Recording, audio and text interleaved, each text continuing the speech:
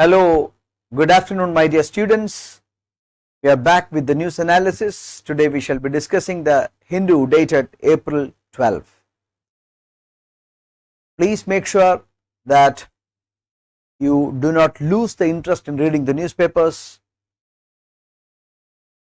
Every time when I start this program, I used to tell you the importance of reading the newspapers. If you do not read the newspapers daily and keep a diary of events, just forget these exams.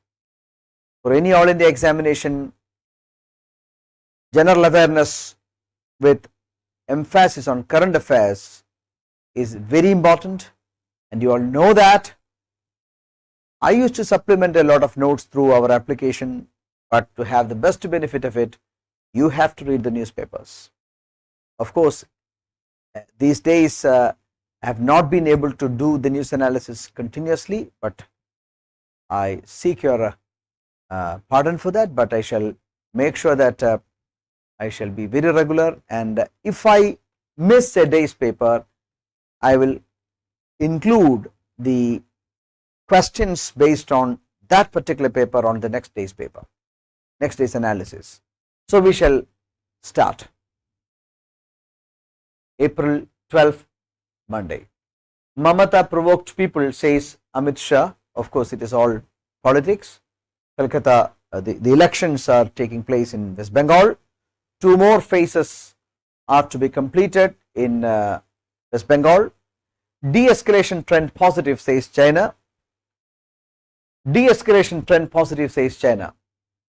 We know that in the month of June and July there have been escalation of tensions between on the eastern border of India, when Indian army and the Chinese army were face to face, and ever since 1962 India lost 20 soldiers in our eastern front, and that really shocked the country, and that really shocked the world. 2 big armies of the world were face to face can never be a happy moment for the world. But ever since then, the leaders of these countries, politically, diplomatically, and through militarily, talked to each other, and de-escalation started. We went for nearly 11 rounds of talks. Indian military people went for almost 11 rounds of talks before a solution could be found out. So anyway, the de-escalation has started. Armies withdrew from their forward positions and they are back to their peaceful locations. Chinese military said late on Saturday that it hoped India could cherish the current positive trend of de-escalation following the 11th round of talks between corps commanders, but did not acknowledge the remaining unresolved issues along line of actual control. Listen, de-escalation must have taken place. That is definitely a moment of cherish for not just India, even for China and for the world, because as I told you, 2 major armies were face to face, and that cannot be a moment of cherish for the world. But the problems, the underlying problems remain unresolved. Why? Because what is the major problem with India and China? The boundary has not been properly demarcated. China had claims over 3 places of India. One is Ladakh, the other is Sikkim, and the third one is Arunachal Pradesh. These were the 3 traditional areas where China has dispute over India as regards the land provinces. We all know that China is a country with expansionist tendencies. China is the only country in the world which has got land dispute with all its neighbors. Whomsoever is the neighbor of China, China has got a land dispute with them. It has land dispute with India, land dispute with Myanmar, with Bhutan, with Nepal, with everyone, with Russia even. With every country, China has got land dispute. So when we deal with a country of that kind, to have permanent peace and settlement, we got to properly demarcate the border. That is possible only through continuous political engagements and negotiations. Now again I shall come back to the factual points. Ladakh, Sikkim and Arunachal Pradesh, these are the three places where China has claims over Indian territory. I think it was in early 2000s or in the first decade of 2000s that China finally acknowledged Sikkim as a part of India. So China accepted India's sovereignty over Sikkim. So Sikkim is no longer a disputed place. Now the disputed places are Ladakh and Arunachal Pradesh. Arunachal Pradesh, China says that it is it's southern Tibet. We know that Tibet is a part of China. So Arunachal Pradesh, an Indian state where a politically democratically elected Indian state government is ruling, China has got made claims. China says that it is a part of Tibet, southern Tibet, and it's part of China. So that is one dispute which has to be settled. Now in Ladakh, China says that certain provinces are theirs. So we have to politically engage China and negotiations have to go on, and then only a solution is possible. So unless the underlying issues are settled, the issues may continue. Investment projects bounce back in Q4. We know that the financial year is divided into Q1, Q2, Q3, Q4, or half year 1 and half year 2. So in the last quarter of the financial year, investment projects are bouncing back, which is definitely a heartening news for the government. Fresh investments rebounded strongly in the last quarter of 2020-21, meaning January to March. From January to March, the fresh investments rebounded in India, with both private sector and government backed capital spending taking off sharply for the first time in the pandemic hit year, even as the project execution ratio, which denotes actual ground level action, hit a 5-year high. So it's definitely a soothing news for the government and for the economy. 33.4% jump in investments from January to March over previous quarter. So that is again heartening. 2,647 new projects entailing investment of more than 3.93 lakh crore are announced. So Q4 rebound takes 2020-21 fresh investments to 10.72 lakh crore, just 1.2% lower than 2019-20. Private sector projects dominate, but government capex also rebounds after a dip in Q3. Okay, these are all good pieces of information to help us understand that Indian economy is bouncing back.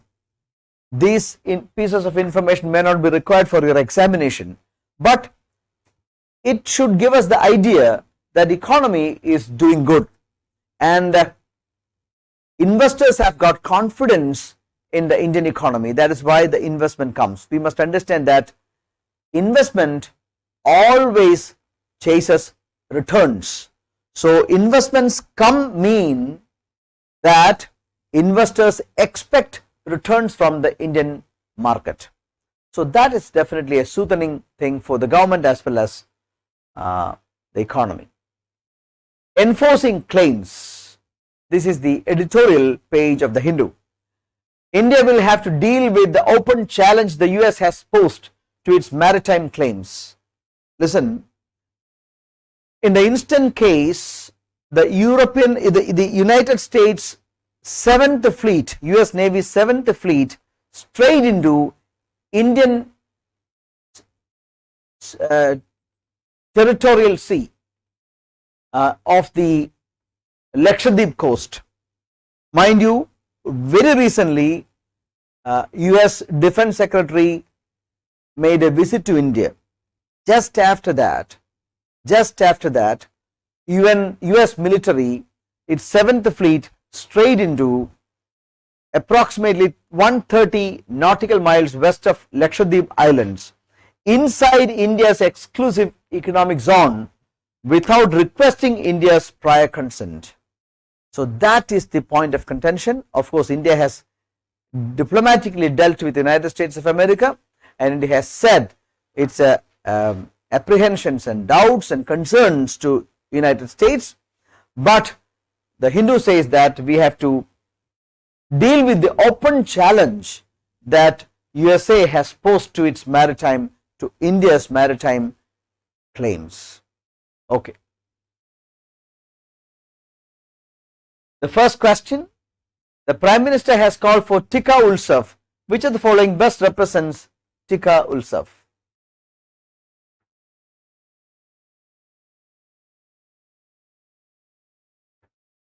I used to tell you that these questions that I give through the news analysis will be available to you in our